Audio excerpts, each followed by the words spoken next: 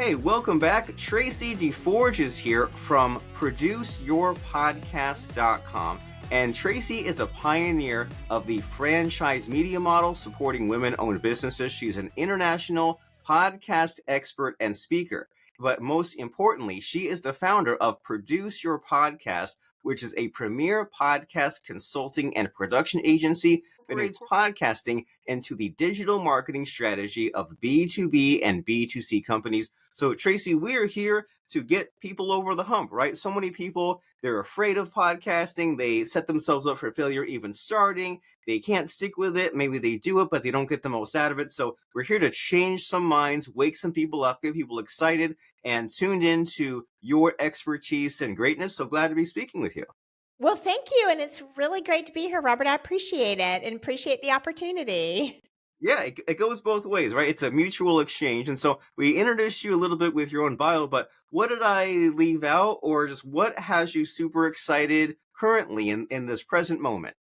Well, I wouldn't necessarily say maybe it was left out, but I think an important piece to connect the dots for me personally is that I actually spent the first part of my professional career, 20 plus years, in broadcast radio. And in doing that, it really set such a great foundation for me to then do some business development consulting with Fortune 500 companies. But even more importantly than that, it was when I decided to start my own podcast back in 2015 that I really realized that the need for a full service agency to support a business owner who wanted to use their podcast to grow their business wasn't really out there at the time, or wasn't fully developed or fully fleshed out. So what it really meant for me was I pulled a team together from my previous radio days and built a team to launch my own podcast, which is then what led to launching Producer Podcast back in 2016, and has just been an amazing just a journey for me, not only within my own podcast that I've put out into the world, but really just being a part of so many amazing conversations that have happened as a result of podcasts that we as a company have put out into the world. And I am just continue to be a huge advocate for the power of audio on so many different levels. I love it. And something that I think I had like an aha a few months ago, which is to like be an encourager. And if someone out there, they have a dream, they want to start a show, it's easy, or it was easier maybe 10, 20 years ago to be negative about it, right? And like to focus on, oh, well, here's all these things, ways it can go wrong. There's all these things I have to learn.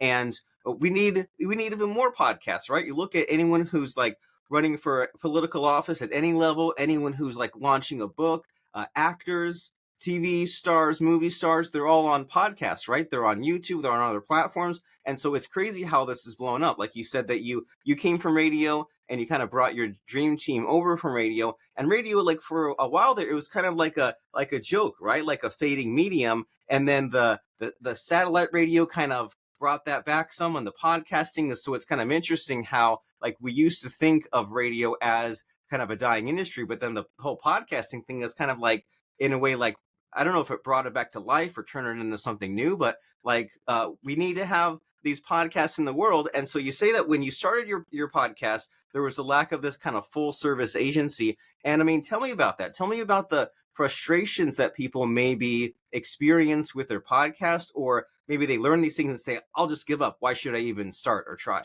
Yeah, it's a great question. Well, just to, as a reference point, when my first podcast launched, there were less than 350,000 total podcasts out there. So with an industry that was still in its infancy in that way, that now, we're looking at well over 4 million, I think, podcasts now are out there. And, some are active, some aren't active, but just the amount of trajectory that growth represents in this window of time is really just in itself amazing. And I think for me, what I was searching for that I couldn't find was based on the knowledge that I had, which not everybody does have when they go into the podcast. And that's how I wanted to speak to your question around people's fear, or if the market is saturated, or just even like what's holding you back and the barriers that could be holding you back. I knew enough to be dangerous. I mean, I had never actually launched a podcast, but I had run 12 radio stations with all different formats and multiple different geographies. And I felt like, starting a podcast based on that was not going to be all that challenging necessarily. But what I knew intuitively enough to know as a business owner was that this was going to be a great growth vehicle for me, for visibility, to generate leads, to develop sales for my consulting business at the time. But what I also knew about myself is that I'm a client first person. So in my business, I'm going to always put my clients first, or the needs of my clients ahead, sometimes of my own. I do not follow the rule about the oxygen mask on the airplane a lot of times when it comes to our business from a customer service perspective.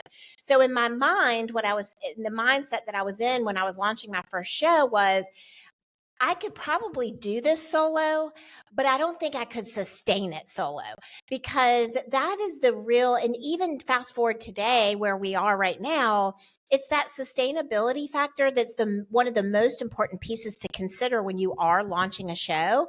Because a lot of people think, oh, I want to launch a podcast. What microphone should I get? And yes, a microphone is an important question to have answered for you. But what's more important is, like, what is the why of your podcast? And secondly, but only a very close second, is once you determine how often you're going to release that content, how frequently, and how you're going to release it over time, how are you going to be able to manage that schedule, manage the recording, manage the production, manage getting all of the marketing assets that you can, the content creation, repurposing pieces that are such a benefit to having a podcast in the first place? That piece of the formula really needs to be fleshed out in advance. And if that's something that you can't do, or with your own team can't do on your own, that's when you really want to think through, okay, I want to make sure that I'm aligned with the right team that can support me in doing that. Because just like interest in the finance world, content creation compounds over time. And the consistency and the compounding of it over time is what leads to the success of it. And podcasting is no different in that way. I love it. Well, so there's so much to think about, which is a good thing. And perhaps if someone was a would-be podcaster, they probably have their pile of questions that they've thought of, like, oh, which microphone, etc. And you're saying, well, hey, that pile of questions, what's more important are these other things, like the big picture, the marketing, the strategy, the why am I having my podcast? You mentioned about, like, how will you sustain it, which, like, guests are great to do that, right? You have your expert interviews. And then you say also the management and the content repurposing. So it's like quite a shift, right? Is that a lot of these people are afraid of, like, oh, when will I have half an hour to click that record button and speak some stuff out? And you're saying, well, hey, that's only the beginning. If you are taking this seriously, you have a team to accomplish all these great things for you. There's like this whole world of podcasting beyond just the recording, beyond just the microphone. And what helped me as far as, like, overcoming my own sort of hesitancy is this idea of slowly upgrading the equipment over time, right? Of saying, like, well, I'll start with this microphone. Eventually I'll get a better one. Eventually I'll get the pop screen, the foam padding, the lighting, the better background. And that was encouraging when, like, you look back at these, any big podcast, look at the early couple of episodes, they're still trying to figure a few things out. And so that's reassuring for us that our show can, like, evolve over time. And so along those lines, like, what has surprised you in transitioning from radio to podcasting, and, like, building up your business, building up your following? Like, what kind of ahas such as that did you come across that just were quite the smack in the head as far as changing your thinking? Well, I think, not so much in changing my thinking as much as more validating my thinking, in that the medium of broadcast radio is very effective. It was one of the original versions of storytelling content creation. It actually preceded video. A lot of times people don't even really think through that as a medium, but it actually was, it was in its infancy prior to television and video.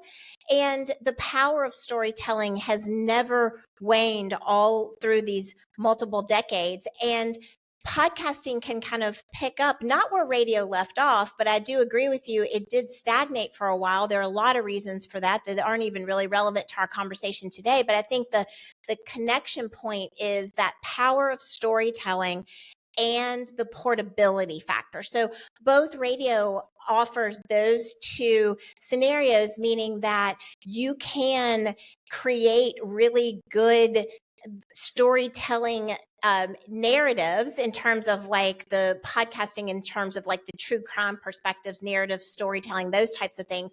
But that can also cross over into podcasts for businesses that really want to leverage their podcast to grow a profitable business. And the storytelling part may shift a bit. It could be more so like, I'm going to tell you a story about how we worked with a certain uh, attorney, or just multiple different attorneys in different ways, and how by using their podcast to showcase success stories of their businesses, that they were able to drive more business to their firms. So the storytelling process may be slightly different in terms of its focus, but the power of it still remains. And I think that that also connects back to the authenticity factor, and the ways that audio is a reflection of your voice. And this is where our vulnerabilities lie. This is where our passion lies. This is where you can really feel and sense and hear the energy in someone's voice, and connect that back to their true purpose and how aligned they are with their mission and values of their business,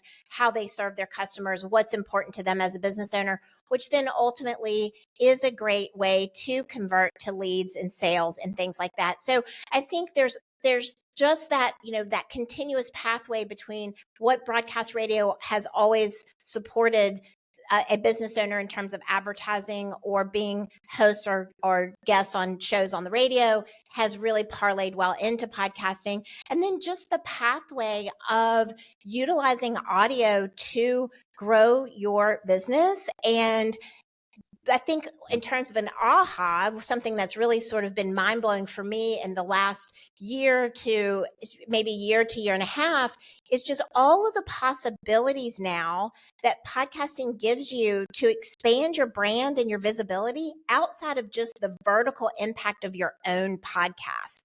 And what I mean by that is that you can have a really strong podcast where you can market your own products and services, utilize it to grow your business, grow your bottom line. But you can also take the power of that podcast and then market your podcast into other audio platforms and other audiences and mirrored audiences to really expand and the exposure and the visibility around your show itself, which is ultimately going to get more listeners, it's going to get more downloads. Then there are also strategies like what we're doing right now, which is the two of us having a conversation, two experts together, sharing our expertise, the ability to utilize the platform of podcasting, for leveraging opportunities for speaking, for being present on other people's podcasts. Like, the opportunities are so much bigger than just showing up and recording an episode or a solo episode or an episode with a conversation, a guest, a client. They're just, the possibilities are truly endless, and they're getting more validated by external sources every single day. Amazing. Well, you're blowing my mind as far as the possibilities, and you're making me like think back and all these years. It feels like every year or so I add like another layer to my own podcasting, and like you said, there's the magic storytelling of it, and like everyone wants to avoid being the podcaster that says, "Oh, me and my friends hang out and talk about movies we've seen." No, I mean, your friends care about that, but how does that relate to you and your business? And I don't know about you, but like when I first started podcasting, it was kind of like a blogging replacement. I said like, well, I need to post stuff, but then how do I like write an article? I'll just like say it. And that was very kind of there wasn't much to that, right? But then you add like you mentioned all these things like the podcasting directories, like get it on Audible, get it on smart speakers. There's the networking aspect. I mean, LinkedIn's huge as far as like the interaction and the tagging. The TikToks are huge now as far as the reels. YouTube is kind of a given now, right? And that used to not be the case of being on video. And like whenever I'm looking into someone or their company, as far as like, is this a good speaker? Is this someone I should pay attention to? Is this a company where should I like buy their app or subscribe to their SaaS? I'm on YouTube. I'm like, okay, who's this person? And have they been on like at least 3 to 5 podcasts within the past like 5 years that they have some cool stuff to say? And it's like, very easy. It's easy enough to kind of break in, right? Whereas before, if it was like, well, how do I get on radio? How do I get on TV? I mean, where to even begin? But get on a few podcasts, get known, get now you have your social content. Now you have all this other kind of like stuff about you, all these links back to you. There's all these cool benefits from you, and so. Out of all the soup of all of the content repurposing, the things we could do with the podcast, what has you excited now? Because like there's a whole list of things we could do, but what are you just like, hey, there's so much potential with like this way of repurposing? I think what has me the most excited right now is the opportunity to bring other brands into the niche podcast audiences. So there's so much awareness in the bigger brands and the bigger shows. So podcasting has actually earned its seat at the table at this point. You mentioned the presence of the political candidates on podcasting. This is the first, the 2024 election was the first election where we really saw the influence in real time of how podcasting was connecting with a certain audience and a certain demographic, more so, maybe even more so as a trusted resource than the traditional media. And that pivot is a very powerful thing to take into consideration if you are a brand who wants to get in front of these podcast audiences, and two, if you're a podcast host and you're wondering, how do I get more connected to these brands? Is my audience big enough? I only, speak directly to healthcare practitioners, or I'm a 7-figure business coach, but my audience is really niche and somewhat small, which is great for me. But is that something a brand would pay attention to? And the answer is yes. Brands are absolutely really finally kind of showing up to the table and saying, hey, these micro influencers, these niche audiences, we can see that those conversions, although the audiences are small and mighty, the amount of influence that the hosts have with these audiences is very, very powerful and can be an area where our brand can be showcased successfully. So the conversations that we're having with our clients and how we're coaching them through sponsorship and monetization has just gotten extremely interesting, because we're seeing success stories with audiences that are 500 downloads or less, whereas most people are thinking, oh, I can't even think about sponsorship until I'm 10,000 downloads or more. And if you look at the percentage of podcasts that have that level of downloads per episode, they're few and far between, and they have really heavy ad loads in them. So this opportunity for these micro influences, this omni-channel presence of audio ads and marketing your own products and services and connecting with brands within your own show and within shows that mirror your audiences, is just such a smart and strategic way to grow your audience, but also to monetize your show as well. And I don't think enough people are really talking about this right now, but I think, this is one of those, like, don't just take my word for it. But now that we're having this conversation, people are hearing this, they're going to start noticing it more, and hopefully being able to generate it for their own shows as well. Well, this is an exciting conversation about monetizing and sponsorship, that what a lot of podcasters want to know about. And so, what's the secret? Is it a matter of like doing a lot of lead gen research and filtering it down? Like, how can you and your company and your team help a podcaster with perhaps a small audience, as you mentioned, get these connections, get these opportunities that they otherwise wouldn't? Well, I think, we obviously we have a very formal, structured, not formal in the sense, but a structured program that actually is a workshop and coaching program that helps podcasters get sponsorships. That's something that we do through Producer Podcast, through our sponsorship circle. But even without participating in any kind of program that guides you through that, the first thing that you can do, if you're listening to this right now and you're a podcaster and you're like, hey, like, I really would like to explore this further, how do I do that? The first thing that you need to do is just really ground yourself and look around at your immediate network, because most people have relationships in their immediate circle of influence that know the quality of your work, that know that what you're doing in your space is really good work. And maybe it's a vendor relationship that you've had for several years, that you've been doing business with them for several years, but they have the same audience that you reach, that they want to reach. And so just starting the conversation with people that you already have an established relationship with, that already know, like, and trust you. That phrase is used a lot in terms of building a brand, but it's also the same philosophy if you're talking to brands about aligning with you. And the easiest way to start is having those conversations with people that maybe they're business owners that your kids are on the ball field with, or again, a long-term vendor that you've been working with for years. We've seen a lot of success with podcasters with smaller niche focused audiences, just starting those conversations. And that's very helpful to hear because I'm sure that you've done it, and I know I've done it, and we've all had these conversations with companies that say like, "Hey, I hired like a lead gen company, right? I'm looking for those leads," and there's always that daydream of, wouldn't it be great if I was connected with some ideal client and we had this conversation and it led to a sale? But then there's also these people that have been around us for years, right? These warm leads we can kind of nurture and develop or keep going or have these conversations, or at the very least, when we go to that lead gen company to get those cold leads, be like, hey, I know this person and that person, and they're not quite a right fit, but like they're like, I know so much about them, like they have all these attributes that I would like to look for. So that's really underrated, I think, is like keeping your existing relationships going, or perhaps building those relationships going, as you said, people that you know on social media, people you've done business with, people that you just know on the soccer field. Keep those connections going because it pays to be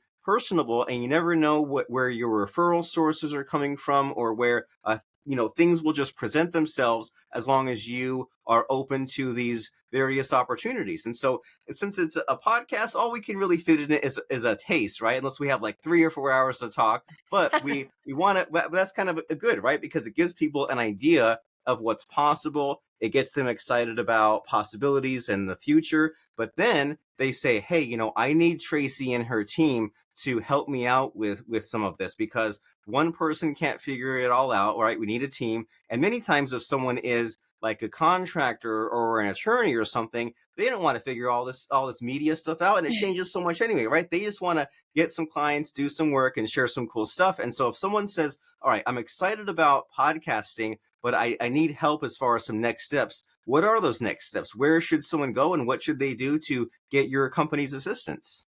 Well, thank you for asking. The best thing that I can recommend is to go to Produce Your Podcast. That's my dog. Okay. But there's just no way around it. He's a 100-pound golden doodle, and apparently he wants to say hello on our interview. So back to your question, though, the best way to connect with me, to learn more about everything that we've talked about, our website at produceyourpodcast.com is just a wealth of resources. There are several samples of shows where the sponsorships are integrated into those shows. You can take a listen. There's a ton of blog resources that talk through a lot of the strategies that we've been talking about today. And of course, you can book a call and chat more, answer any questions that you have. We have a newsletter, all of those things. So produceyourpodcast.com is basically our hub of really great support and resources for you at any stage of your podcasting journey. And I would welcome anyone who's taking all this in and thinking, oh, I just had like this one question I'd love to get answered. Feel free to book that call and we'll get it answered for you.